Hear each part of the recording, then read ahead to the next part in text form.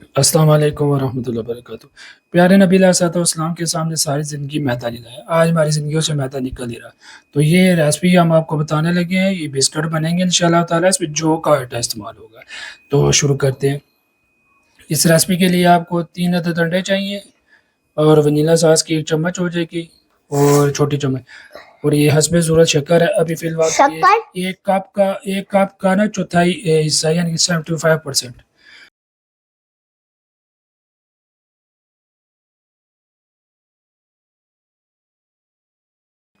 ठीक है, अब हम आगे शुरू करते हैं इस चीज़ को।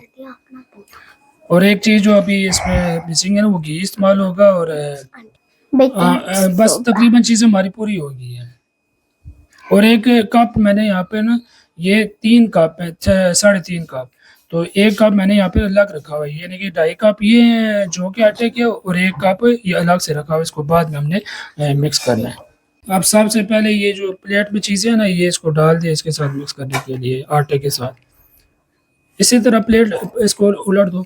ये मेरी बेटी का आ रही है ताकि इसको ये काम ये सीख जाए, और मेरे साथ मेरा बच्चा भी है।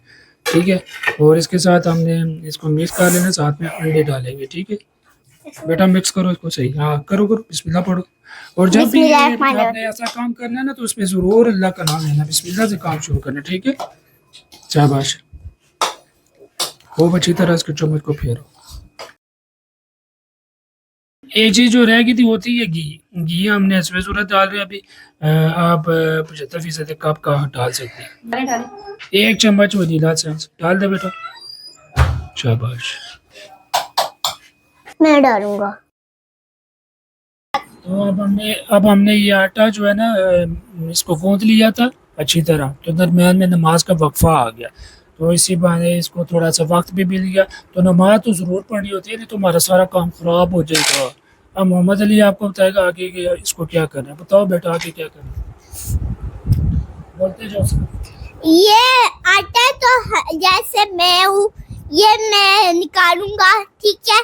फिर मैं यहाँ पे रखूंगा ट्रे में, मैं फिर ट्रे में रखूंगा। फिर ये जो सांचे हैं, इस हार्ड वाले सांचे से और इन सारे सांचों से मैं ना इसको इसके ऊपर लग के क्या नाम मैं डिजाइन करूंगा, फिर एक जगह पे लगता जाऊंगा, और फिर ऐसे ऐसे करके हमारा ये आटा खत्म हो जाएगा। ये बनाने के लिए हमें सबसे पहले आटे का एक पेड़ा लेना, जिस तरह हम आम रोटियों का एक पेड़ा लेते हैं, इतना पेड़ा। इसको हम लोगों ने एक पेड़े की तरह बना लेना है, गोल सा, इस तरह करके। ये बेशक सही आम पेड़े की तरह ना बने, लेकिन एक गोल इसको शेप दे देनी है।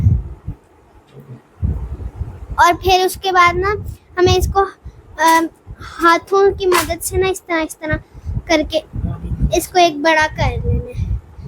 थोड़ा जितना बड़ा ये हो सकता है ना उतना बड़ा करना, बस ध्यान रखना कि ये पतला ना हो बहुत ज्यादा और ये टूटे ना, साइडों से इसमें क्रैक ना आए। ये वाली जो चीज है। अब हम इसके अंदर शेप्स लगाते हैं। इस तरह का गोल पेड़ा बनाना, वो 2-3 लगा देंगे। इसके साथ एक छोटी वाला सर्कल लगा देंगे। अब एक मैं छोटा इसके साथ लगा सकती हूँ, इसमें बहुत ज़्यादा भी स्पेस है, उस तरफ भी है, वहाँ पे हम ये वाला अगर सर्कल आ जाएगा। अब हम इसको निकालेंगे। शाबाश शाबाश शाबाश। क्या चीज़ खेलने की चीज़ या खाने की चीज़ से खेलते नहीं। ये जिस तरह का पेड़ा मेरे बनाया, इस तरह का कोशिश करके ऐसे ऐसे मार के ना ये पेड़ा बनाया करे, और गोल होना चाहिए और थोड़ा आटा ज्यादा होना चाहिए।